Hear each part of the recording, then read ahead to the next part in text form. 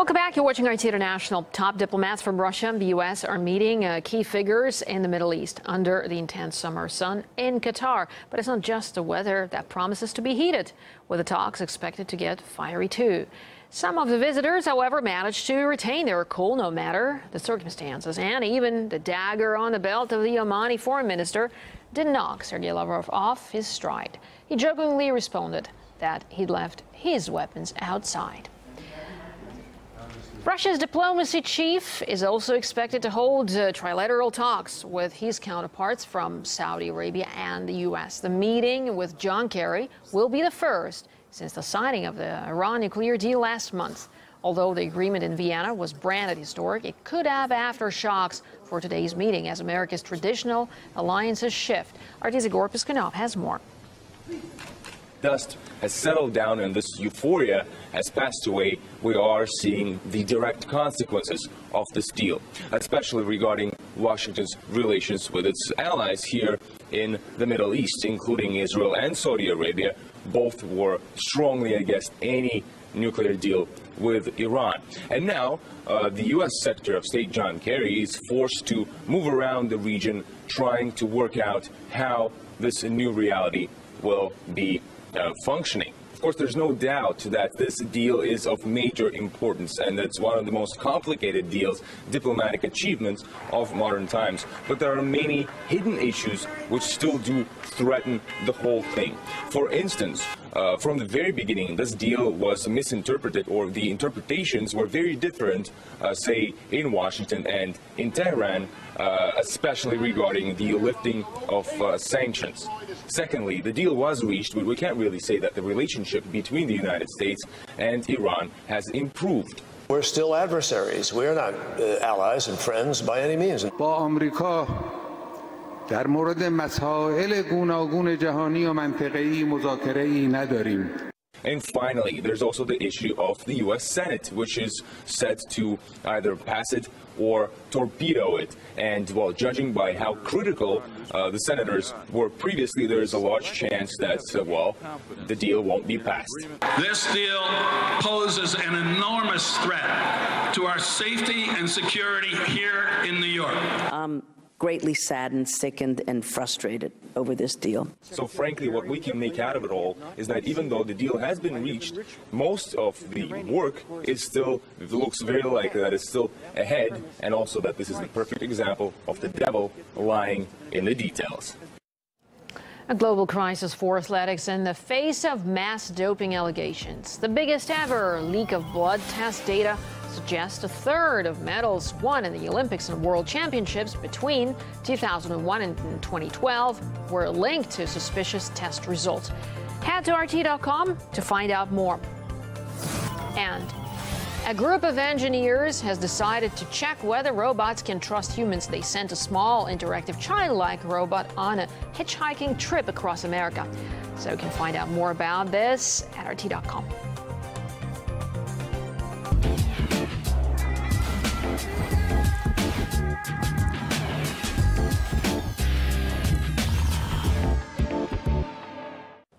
A former Ukrainian prime minister has accused the current government in Kyiv of being illegitimate and not fit for purpose. Nikolai Azarov was speaking at a news conference for the newly formed Committee for the Salvation of Ukraine, and he hopes the group will win power and help the nation out of its current crisis. Earlier, I discussed the developments with RT's Leah Petrenko.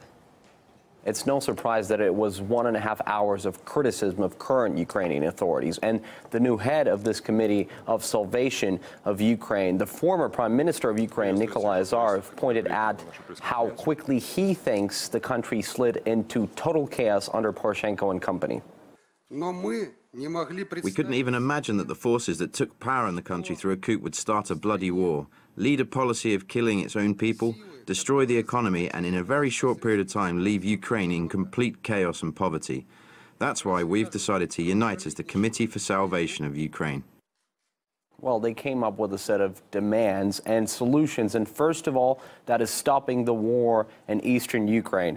Also, they want early parliamentary and presidential elections. So they want to persuade Kiev to call those early elections through peaceful protests that will not violate Ukraine's constitution. Also, they believe that the federalization and also a neutral status without any NATO involvement, these things are also essential. What was specifically wrong with the current leadership in Ukraine? Poroshenko is in trouble with the citizens of Ukraine, and that is something that's happening because his approval ratings have plummeted to 15%. If we look at the economy, he promised economic growth for Ukraine. In reality, we have the growth of Ukraine's government debt and also a whopping inflation of almost 50%. Poroshenko also promised peace to Ukraine. Again, what we're seeing instead is continued shelling of Ukraine's own citizens in the country's east. Even in the areas of Ukraine where there's no war, the Ukrainian government is in trouble with the nationalists in the right sector. Poroshenko promised to disarm them. That didn't happen. Also, of course, pledges of a bright future of Ukraine and Europe remain wishful thinking. We are ready for reform. We are ready for Europe. They have the right to have a dream, also the European dream. I mean, maybe not membership in predictable future. So Poroshenko's plans don't seem to be working really. Now, this new Committee of Salvation of Ukraine has come up with a plan B. However, it was done outside of Ukraine. Let's see what the citizens of Ukraine inside the country are going to say to that. Now, the torture and murder of a photographer has seen people taken to the streets of the Mexican capital. Hundreds of members of the media marched in protest, unhappy. Police simply concluded the man's work for a news magazine was behind the killing. Urbana Espinosa was found dead late on Friday in an apartment in Mexico City. 3 women and a housekeeper were also found shot. In the U.S., a massive blaze continues to engulf forests across Northern California, killing at least 1 firefighter and forcing hundreds to flee the area. Some 9,000 firefighters and the National Guard have been deployed to contain the flames that quickly spread due to an ongoing record drought. And most of the fires were reportedly sparked by lightning strikes. No signal should mean no internet, but not anymore. A new app called Fire Chat enables private messages to be sent offline and lets them remain anonymous at the same time. And here's how it works. The app lets users create their own local networks and exchange messages. When 2 phones are less than 200 feet apart, they automatically connect as long as Bluetooth and Wi-Fi are switched on. The message travels on whatever is available, be it a local network or another person's device, but only the sender and receiver can see what's being sent, which is especially appealing to users. After a string of high-profile hacking attacks in recent years targeting iCloud services and Sony. Well, it's even been revealed Facebook is used by security forces to track individuals. We spoke to the Russian co-founder of the news service about what makes it immune to such dangers. I was interested in this style of networking for a very long time. I believe that this is the new way of connecting devices, that in a wireless world, this is the way that makes sense. And as soon as smartphones appeared and had the capabilities necessary for the creation of Open Garden and FireChat, we started working on that. FireChat is key for privacy as well, because you get end-to-end encryption and you get transmission of messages off the internet that doesn't transit any central infrastructure. When private messages are passed, of course, they're encrypted so that people who are in the middle can't read them.